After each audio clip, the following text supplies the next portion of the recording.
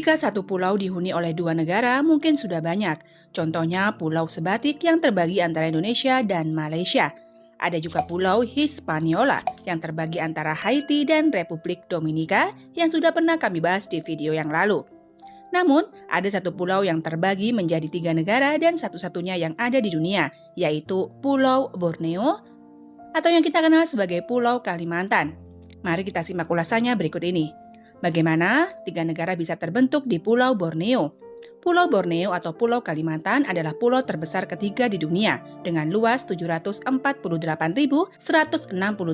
km persegi. Pulau Borneo menampung tiga negara, ada Brunei Darussalam, Malaysia, dan Indonesia. Wilayah Indonesia yang berada di Pulau Borneo adalah Kalimantan yang terbagi menjadi 5 provinsi dengan luas wilayah di sekitar 73% dari luas keseluruhan pulau. Sedangkan Malaysia memiliki 2 wilayah di Pulau Borneo, yaitu Sarawak dan Sabah.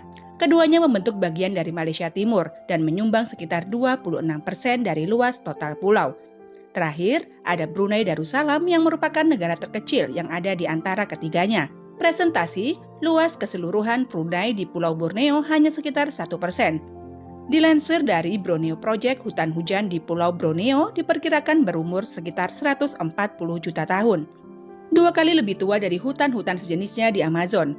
Hal ini menjadikan hutan di Borneo atau hutan Kalimantan sebagai hutan tertua di dunia dan mungkin menjelaskan mengapa keanekaragaman hayati yang begitu menakjubkan dapat ditemukan di dalamnya.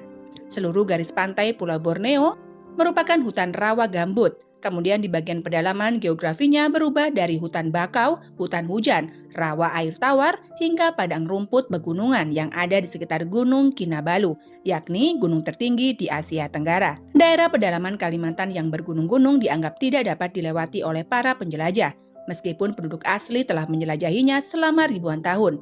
Pulau Borneo merupakan rumah bagi lebih dari 23 juta orang dan 200 kelompok etnis.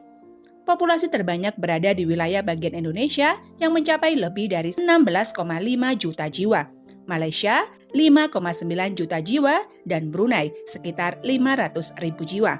Bagaimana awalnya ketiga negara tersebut bisa menempati Pulau Borneo? Bukti arkeolog menunjukkan manusia pertama sudah ada di Borneo sekitar 46.000 tahun yang lalu. Melalui lukisan yang ditemukan di Gua Lubung Jariji, Saleh, Kalimantan Timur, Indonesia pada 2018 lalu. Sedangkan menurut manuskrip Cina kuno tahun 977, India dan Jepang sudah melakukan perdagangan dengan suku atau kelompok etnis di kota-kota pesisir barat Kalimantan pada abad pertama Masehi. Ada juga temuan arkeologis di delta Sungai Sarawak yang mengungkapkan bahwa kawasan tersebut merupakan pusat perdagangan yang berkembang antara India dan Cina dari abad ke-6 hingga sekitar tahun 1300-an. Menurut prasasti kuno, kerajaan pertama yang muncul di pulau ini adalah kerajaan Hindu bernama Kutai Martadipura sekitar tahun 400 Masehi.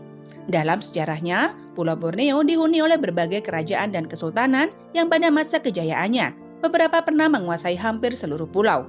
Misalnya pada abad ke-14, Kerajaan Majapahit yang bernama Hindu hampir menguasai seluruh wilayah pesisir Kalimantan. Sebagaimana tertulis dalam dokumen negara Kertakama Jawa sekitar tahun 1365. Kemudian pada abad ke-15 hingga ke-17, seluruh Pulau Borneo dikuasai oleh Kesultanan Brunei. Brunei menjadi pusat perdagangan penting dan memiliki kendali atas beberapa jalur perdagangan rempah-rempah yang strategis. Pada masa inilah orang-orang Eropa mulai berdatangan ke Borneo.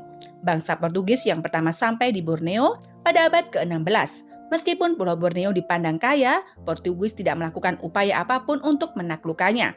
Spanyol juga melakukan ekspedisi ke Borneo yang berujung pada Perang Kastilia pada tahun 1578. Spanyol ingin menaklukkan Kesultanan Brunei, namun perang berakhir tanpa hasil bagi Spanyol. Pada abad ke-17, Inggris dan Belanda pun tiba di Borneo.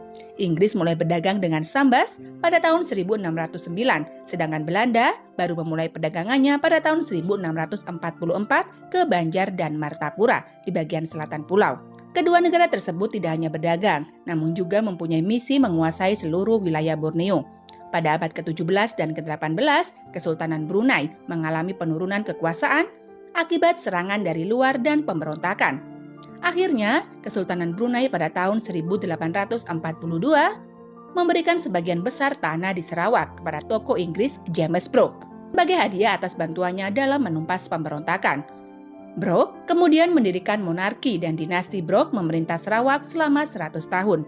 Selama di bawah dinasti Brok, banyak wilayah yang sudah dicaplok seperti Pulau Labuan pada tahun 1846 yang kemudian dipersembahkan untuk kerajaan Inggris, termasuk wilayah utara pulau juga berakhir di tangan kerajaan Inggris. Ekspansi lebih lanjut yang dilakukan kerajaan Inggris berlanjut hingga pedalaman pulau.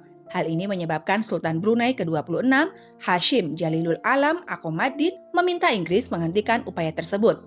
Dan sebagai hasilnya, perjanjian perlindungan ditandatangani pada tahun 1888, menjadikan Brunei sebagai protektorat Inggris. Dalam konteks ini, protektorat berarti bahwa kerajaan Inggris memberikan jaminan keamanan kepada Brunei, tetapi Brunei tetap mempertahankan kemerdekaan internalnya. Sedangkan wilayah di bagian selatan Borneo dijadikan protektorat Belanda pada tahun 1891. Belanda diminta oleh Inggris untuk membatasi batas antara kedua wilayah kolonial mereka untuk menghindari konflik lebih lanjut. Akhirnya, pemerintah Inggris dan Belanda menandatangani perjanjian Inggris-Belanda tahun 1824. Untuk menegaskan wilayah pengaruh mereka, bagian selatan Borneo diserahkan kepada Hindia Belanda, sedangkan bagian utara berada di bawah kendali kerajaan Inggris. Dominasi kerajaan Inggris dan Belanda di Borneo akhirnya menemui titik akhir ketika Perang Dunia II berakhir. Meskipun sempat diinvasi oleh Jepang, namun kekalahan Jepang pada Perang Dunia Kedua membuat mereka tersingkir dari Borneo. Kerajaan Inggris dan Belanda juga berusaha membangun kembali pengaruh mereka di Borneo. Namun, wilayah-wilayah di Borneo melakukan perlawanan dan perebutan kemerdekaan. Di bagian selatan Borneo, Belanda menghadapi sentimen nasionalis yang berkembang kuat dan menyebabkan pertikaian antara pasukan Indonesia yang sudah menyatakan kemerdekaannya pada tahun 1945. Akhirnya, kedaulatan diserahkan kepada Indonesia pada tahun 1949. Dan pada tahun 1950, konstitusi baru memproklamirkan Borneo Belanda sebagai bagian dari Republik Indonesia. Sedangkan sebelumnya pada bulan Juli 1946, Sarawak dan wilayah utara Borneo yang kemudian akan menjadi Sabah resmi dijadikan koloni mahkota Inggris. Pemerintahan Inggris baru melepaskan kedaulatannya atas Sabah dan Sarawak pada tahun 1963. Ketika wilayah tersebut bergabung dengan Federasi Malaysia, sedangkan Brunei yang sudah lebih dulu menjadi protektorat Inggris bertahan hingga tahun 1983. Brunei akhirnya merdeka sepenuhnya pada tanggal 1 Januari 1984.